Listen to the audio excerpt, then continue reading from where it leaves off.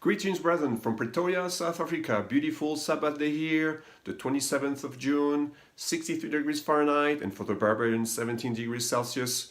Also, greetings from the church in Johannesburg to you. Actually, the brethren there don't even know that I'm giving this message today, so please, shh. Also, before starting, I would like to thank Mr. Peter Hawkins and Gordon and all the ones who make this webcast available to us. We have seen improvements upon improvements, and we really appreciate being able to watch this as we don't have church services near us. I remember when we were in Russia and Moscow, we watched it every Sabbath, except in the winter, because we would have watched it on after the Sabbath. But we have people in Germany, in Greece, other parts of the world, in the US, England, and we really appreciate your hard work. And we are now this little jewel that we can watch every Sabbath, so thank you very much. I've entitled this message, Pearls Before Breakfast. A man sat at a metro station in Washington, D.C. and started to play the violin.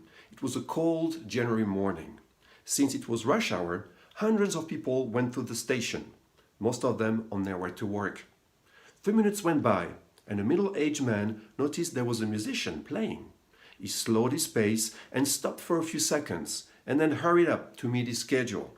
A minute later, the violinist received his first dollar tip. A woman threw the money in a till, and without stopping, continued to walk. A few minutes later, someone leaned against the wall to listen to him. But the man looked at his watch and started to walk again. Clearly, he was late for work. A 3-year-old boy paid most attention to the musician. His mother tagged him along, hurried, but the kid stopped to look at the violinist. Finally, the mother pushed hard, and the child continued to walk, turning his head all the time. No one knew this, but the violinist was Joshua Bell, one of the best musicians in the world. He played 6 Bach pieces and one of the most intricate pieces ever written with a Stradivarius violin worth $3.5 million.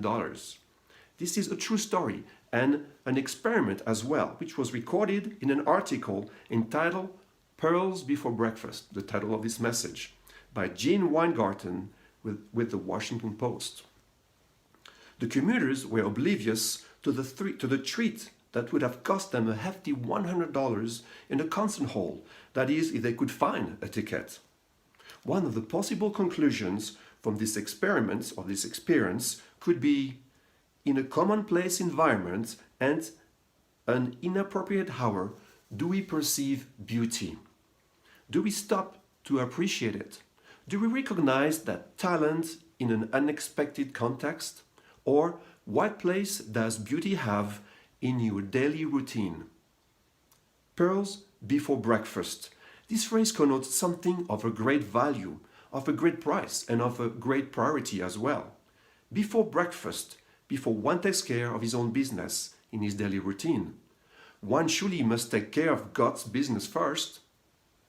The question is, brethren, what place does the Bible have in our daily routine? We probably see it every day, one would hope, but do we all see and recognize its value, its beauty, and its great price? And because we understand its great value, do we prioritize the reading of it every day? Pearls before breakfast. Let's turn first to 1 Chronicles chapter 11. 1 Chronicles chapter 11. My first point today, brethren, is man died to bring us the book. Man died to bring us the book. Once upon a time, the Roman Catholic Church had the privilege of having the scriptures, the Bible, and they will never allow anybody to translate it into another language or from Latin to English, for example. Now, man died because they did just that. One of them was William Tyndale. He was a famous translator of the Bible into English. In May of 1535, Tyndale was arrested, and on October 6, 1536, he was bound to a stake, strangled and burned. His final prayer was for God to open the eyes of the King of England. So some people died, and I would actually encourage you to research and to look into articles, and I think the church has written at least one article about this, the story of the Bible. How did the Bible come about? Why do you have, and how How come now we have a Bible in front of us that you can read every day? What happened? And when we do the research, when we look at the story of what happened, we realized God's hands in it. God was involved in this from the beginning to the end. Another man, John Wycliffe, father of the English Bible, also was persecuted and hated because he translated the Bible into English. And he was hated so much that 40 years after his death, people came, unearthed his remains and burned them and threw them into the River Swift in England. Now they hated him so much that they did this. And actually the followers of Wycliffe wrote a poem, and I'm paraphrasing, but they say, you evil people, you took his remains, you burned them up, you threw the ashes into that river, the river went to the ocean, and from the ocean to the whole world, meaning the word of God will be eventually available to the whole earth.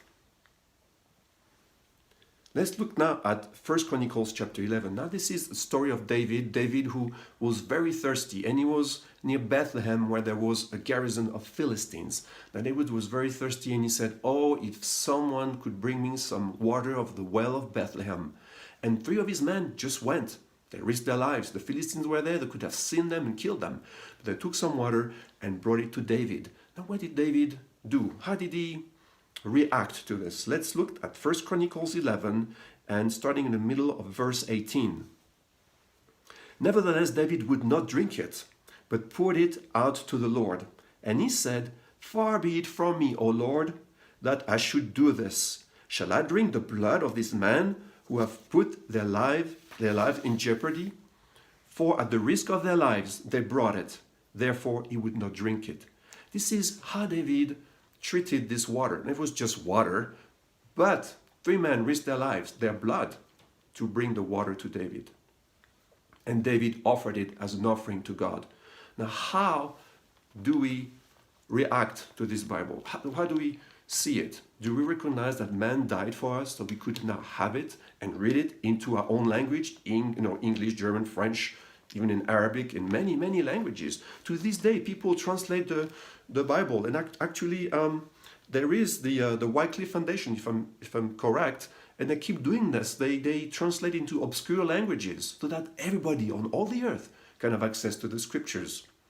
If you go to the hotel in America, in England, or other parts of the world, you see Bible. The Gideon Foundation, they put Bibles everywhere. And most of the time, you open the drawer by your bed, you look at the Bible, it's still brand new. Nobody has ever opened it. You open it, okay, nobody has ever opened this Bible before. It's right there. They don't look at the Bible, a treasure, by their bed while they sleep. Now, my second point is read the book. Read the book. And we're going to turn to Deuteronomy chapter 17. Deuteronomy chapter 17.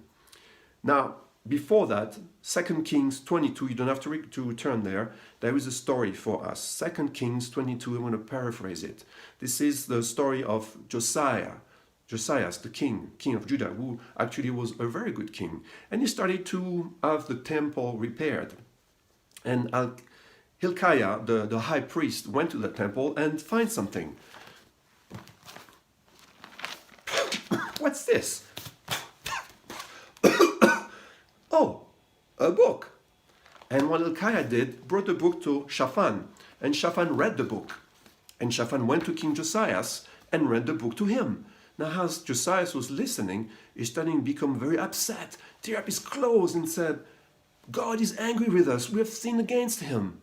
The point is, brethren, that the book was found in an obscure corner of the temple, or maybe God guided Hilkiah the high priest to find this book. But the book was forgotten. The law of God was neglected.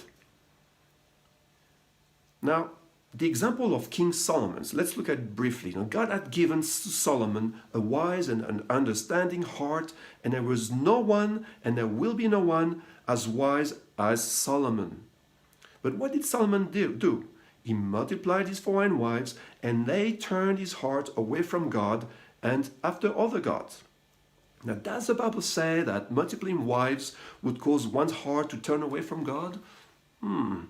Did Solomon read the scriptures? Now, let's look at Deuteronomy 17 and verses 18 to 20. Let's see what God says here. Verse 18. Also it shall be when he sits, the king, he sits on the throne of his kingdom, that he shall write for himself a copy. So you have to write a copy of this law in a book, from the one before the priests, the Levites.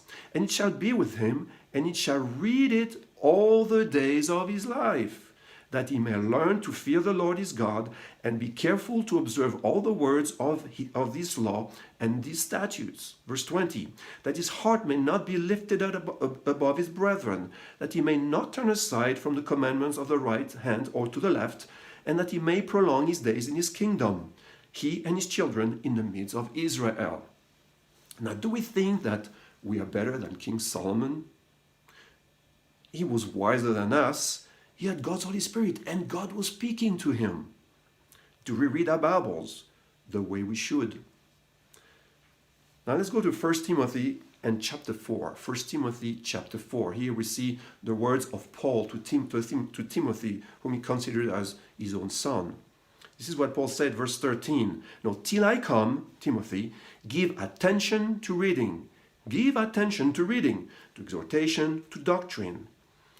And then in verse 15 he says, meditate on those things, on these things. What things? Attention to reading, exhortation, and doctrine. So meditate on these things. Give yourself entirely to them, that your progress may be evident to all. He said, take heed to yourself and to the doctrine. Continue in them, for in doing this, you will save both yourself and those who hear you. So reading the Bible really is part of saving ourselves and others. Do we read our Bibles, brethren? How can one be a king and a priest under the kings of kings and high priest Jesus the Messiah? How can one say, this is the way, walk in it? How can God write the scriptures on the tablets of our hearts if we do not prioritize Bible reading? In the 45 minutes the musician played, only 6 people stopped and stayed for a while. He received $32.17, not counting the woman who recognized him and gave him a 20. It was said that about 2,000 people passed by. In the hustle and bustle of morning rush, few had even stopped to look at him, despite hearing the beautiful music. When he finished playing and silence took over, no one noted, no one applauded, and there was no recognition. Do we appreciate, brethren, our Bible, the price which was paid so it could be made available to us? Do we recognize its value for our salvation? Do we see this pearl of very great price? Do we read the Bible before breakfast? Do we give priority to reading it before even taking care of our own business? My friends, let's remember pearls before breakfast.